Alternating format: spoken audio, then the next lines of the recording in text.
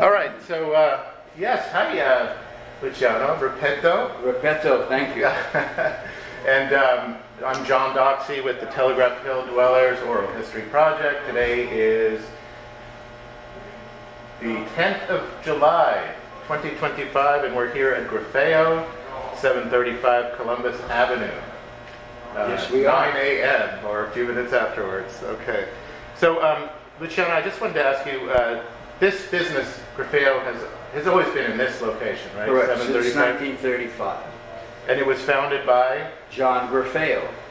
Otherwise known as Giovanni Graffeo? You know, I don't know if he was Giovanni or maybe Giovanni, but I don't know, but it was John. Okay.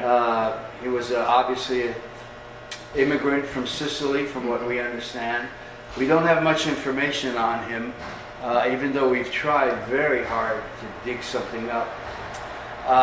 The best we can figure out that he came to America, landed originally in the New York area, stayed there for a while, and then worked his way one way or the other here to San Francisco, where he took over this location, which, from the best knowledge that I've been able to dig up,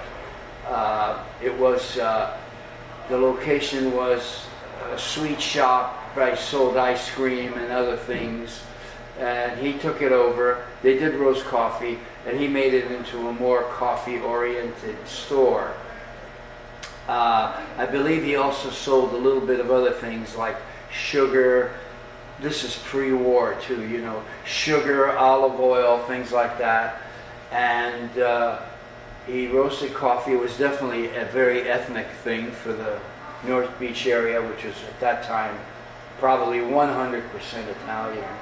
And they would have been the only ones that would have been interested in coffee at that, you know, pre-war. Do you think he brought over some knowledge from Italy of how to roast? You know, he must have, because the roasters were here and he used them. And I know that pre-war, this is right after the Depression, he lived in back of the store. Of course, that was very common in those days. You're talking about very difficult, challenging times.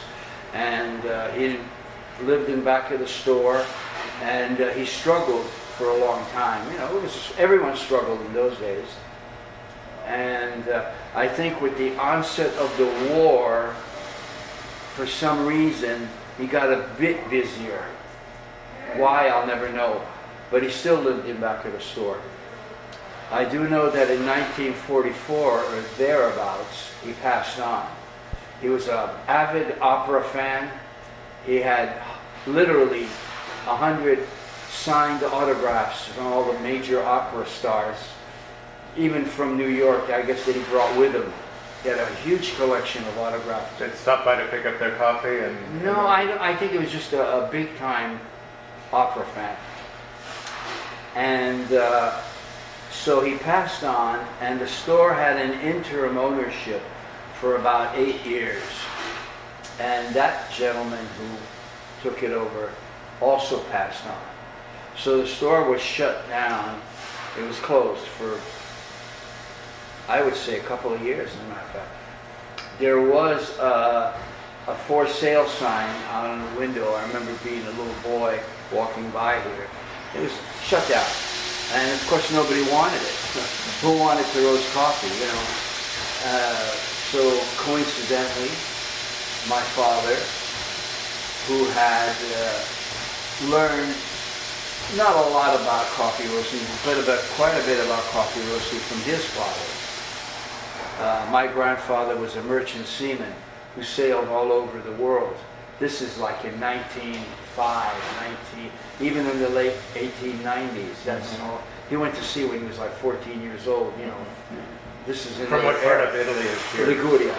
And of course, this is another era when those things happened. You know, you went to sea at 14 and that was it. And so because he traveled all over the world, I understand that one of his jobs, for want of a better word, was roasting coffee. They would pick up coffee, green beans, wherever they may be, and he roasted coffee for the ship. You know, I'm sure they had a coal-fired or wood-fired roaster on board, and that's how he learned how to roast coffee. He did it over and over and over. And then my father picked it up from him. So my father saw that Graffeo was shut down, basically. And he got together with them and he purchased it. What had he been doing prior to that? Well, you know, we had migrated a few years before from Italy. And he had worked in a pasta factory most of the time, yeah. And there he was. So he took it over. And that was 1954, I believe? Well, it was 3 or 4, yeah. I'm a little fuzzy on that. And how old were you at the time? Probably 8, not 10 years old. Yeah. Okay. And so he took it over, and a very interesting thing happened, and that was that right after the war, see, we all lose track of what happened in those days because so many persons had traveled to Europe right after the war. They were exposed to a different type of coffee. And when they came here, they wanted to replicate it. You're talking about the returning GIs? And even people who finally got to go to Europe after. So they wanted to replicate these things. That was happening all over North Beach. They wanted to replicate the food and the coffee and the wine and everything else. So the business got a second start because of that. So were you involved then as a young lad? Well, yeah, I helped my dad, and then of course in my teens I helped him after school always, yeah, of course. And did you begin developing an interest in coffee then? Well, I'll tell you. Did you think maybe this would be a career for you? No, I never thought of it as being a career for me because, I knew how to do it. I was around it all my life. I was not interested in it at all, as a matter of fact. I was in another type of work for quite a while. And corporate life didn't appeal to me. And my father was going to retire, and I hated to see it get sold off. And I said, well, I can't see Graffeo being sold. So I quit my other job. Were you in, I think I read wine sales? I was with a very large, probably the largest wine company in the world. We sold imported wines, etc., etc. I was in marketing, and here I am. And getting back to the neighborhood, you said this was a almost 100% Italian neighborhood, and there was a growing interest in coffee. Do you think that being part of this neighborhood really influenced your interest in coffee being part of the neighborhood increased your influence in coffee, in food, in wine, in art, in music. This was really a Renaissance neighborhood. Not that it isn't anymore, but it was really a Renaissance neighborhood. What was it like in those days? I'm curious, the early days of Graffeo after your dad took over, the 50s, 60s, 70s. What would a typical day look like in Graffeo? Typical day was, of course, come in early in the morning, figure out how much coffee you need to roast because we do everything fresh. Do the roasting for the day, prepare the orders, and then of course you had customers start flowing in, and interestingly enough, by the 70s and 80s, the customers were no longer strictly Italian. They were from all over town, because in those days, more so than today, North Beach was a shopping destination. Persons came from all over to shop in North Beach. Yeah. And the kind of, I guess it's an antique roaster that's in the window in the other room. Is that, was that still in use? Well, I'm the antique roaster. But yeah. I see you have a much more right. updated Well, we used that till about 1977, 76, yeah. And a lot of regulars. Would people come in and all the time? Regular trade. Even to this day, our repeat business is, I'm going to say, literally 80%. And did you grow up in San Francisco? Yeah, we came here, like I said, in 53, right around there, 54. Yeah. Did you live in the neighborhood? Yes, of course. Okay, so it was, you could just walk over here then? Well, of course. And I went to school right here at St. Peter's and Paul. Oh, you did? Of course. And where did you go to high school? I went to high school very briefly, very briefly, at Sacred Heart High Center. And later on, I read something where you, I don't know if you still live there, but you were living on Nob Hill.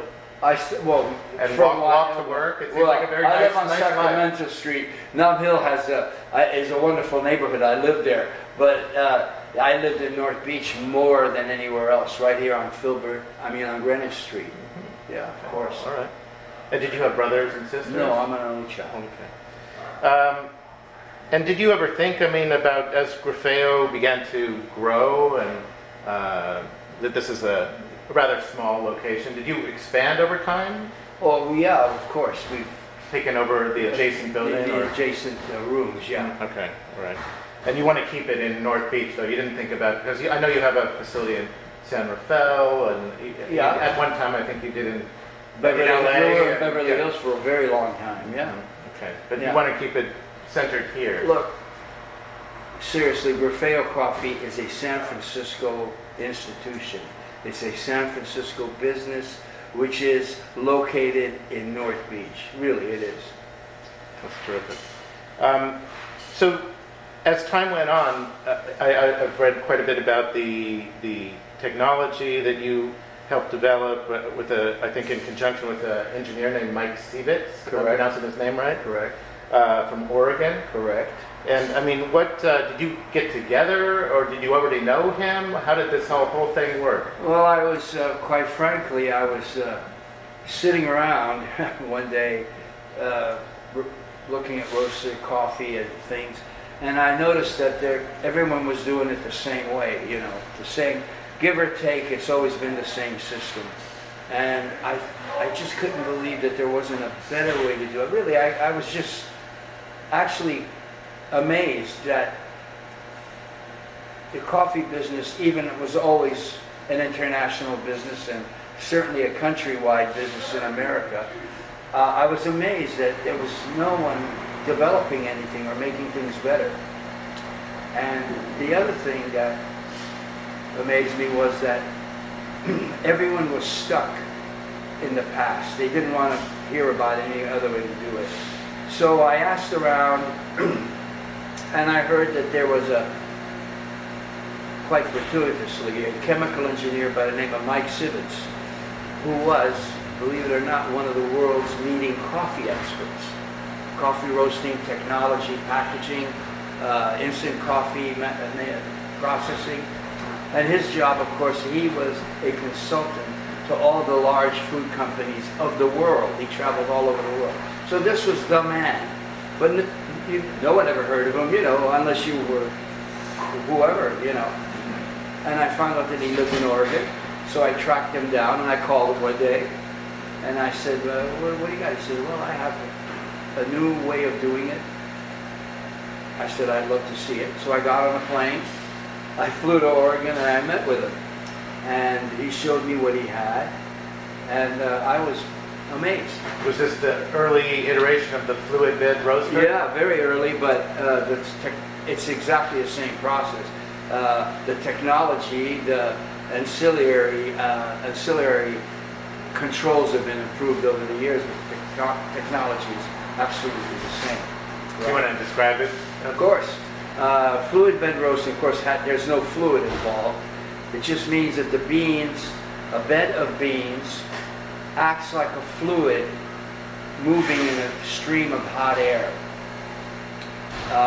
So a person will tell you, oh, it's like a popcorn popper or something. No, it is not. The actual roasting is in the bed of beans, which is moving around up and down, up and down. And in that bed of beans, we have probes, thermocouples that read the temperature of the bean. So we roast coffee by temperature, not by time, not by color, by temperature. Because, without boring you, coffee is endothermic. It retains heat from the inside. So it roasts from the inside out. So if you roast it and you look at the color on the outside, the color is not indicative of what's happening. The color is only indicative of how much damage you've done to the outside. You have to roast it so that the inside roasts exactly like the outside. And the only way you can do that is to roast by convection, which is what we do. A very high rate of heat transfer from one bean to the other. And it I guess, facilitates more sort of an even roasting of all the beans, right? That is correct. Well, because it's done by convection. Right, okay. Excellent. Well, the product speaks for itself. As a matter of fact, yes. Yeah. And you've decided, and maybe this goes back to the earliest days, but to keep things very simple too. There's only the dark, the light, and the decaf. Yeah, and that's done for two very big reasons. Freshness. If you roast 10, 15 different coffees, they don't all sell in 1 or 2 days, right? So you're going to have coffee which has been sitting around day after day after day, no longer fresh as far as I'm concerned. And secondly, we make a blend. And the reason for that is, again, very simple. Individual varieties don't always taste the same. Impossible. Apples don't always taste the same, oranges are. So the only way you can get consistency is to make a blend. That way you can adjust it if there's any differences. You have 2 daughters, is that correct? No, I have one daughter and 2 granddaughters. 2 granddaughters, okay. Was there ever any thought that they might want to take over the business? You know, no, I never encouraged it. This is not a business. This is a lifestyle. It's a dedication. It's many, many hours, no vacations, literally. It's a lifestyle. So were you concerned? I mean, I believe, I'm not sure what year you were born, but 1944. You're about 80 years old now? I'm exactly 80. 80, okay. And so were you thinking about what's going to happen to Graffeo, succession planning? You know, it's funny, everyone says, oh, you know, succession planning. You can't plan these things. You don't know exactly what's going to happen tomorrow. You know, maybe if I had siblings or more children, but even then you don't know. So, you know, you have to yes, you make short-range plans, but long-range plans are very difficult to make. You know where I'm leading with this, no, too. Please, go ahead. To the deal that took place, I guess, was it last fall with Walter Haas III? Yes. Purchasing a stake in the business, yeah. Maybe the great majority of it. Yes. Okay, yeah. And so with that in place, what do you see the direction of Graffeo changing? Are there plans to ramp up production, things like that, or? This is what I understand very clearly from Walter. His main emphasis is that the product should always stay the same. He's very concerned about the quality. Because basically, if you don't have that quality, you have nothing. Without quality, you have nothing. So he's very concerned that we have continuity of product and that we always have, believe it or not, the very best people working. We have people working for us here that have been here 20, 25 years. Very loyal employees, and we're very loyal to them, and they're dedicated to what's going on. Yeah, well, I can see why people would want to stay here. It's a nice place to work. Do you think you'll need more space, though? Like, I mean, you mentioned that there's a roasting facility in San Rafael. It's been there many years, okay. yeah. And that's, what do you produce there? Is that mostly for the wholesale market? No, it's a retail and wholesale operation. Oh, okay. It services Marin and the North Counties, yeah. Mm-hmm. Okay. And is there any plan to add any kind of as we discussed, it's very simple. People come in, buy the bag, and then leave.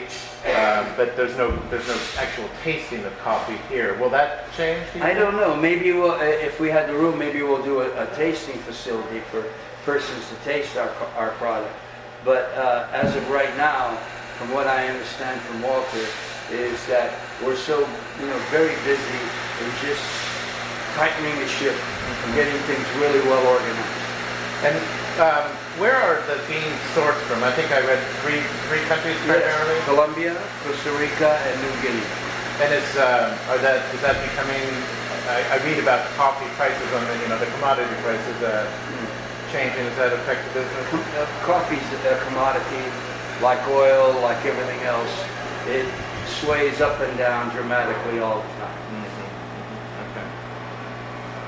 Well, I think we've covered it all. I think mentioned once before some of the restaurants that serve Graffeo Coffee. Yes. You want to list some of those? Well, here in North Beach we do Original Joe's. We do, of course, Mario's, Bohemian. We do Firenze by night. We do Piazza Pellegrini. We And other parts of the city as well. We do the Zuni Cafe. We do House of Prime Rib. We do Harris's Steakhouse.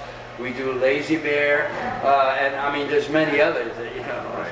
And do you think there'll be a growing number of supermarkets that carry Graffeo? I think... I'm always happy to see it when I do see it. Yeah, I think right now we try to be very, very judicious about where we place it, because if you by chance place it somewhere where it's not getting exposure or where it's not being handled properly, what will happen is this: you buy a bag that says Graffeo on it and it's been there for 6 weeks or something, or not stored, and you take it home and it's not good, you're not going to blame the market, you're going to blame Graffeo. Right. So we try to place it in places where, first of all, it's the type of outlet that specializes in what we do and gives it the proper exposure and the proper movement. Well, I want to thank you, Luciano. Well, I mean, no big deal. I'm here.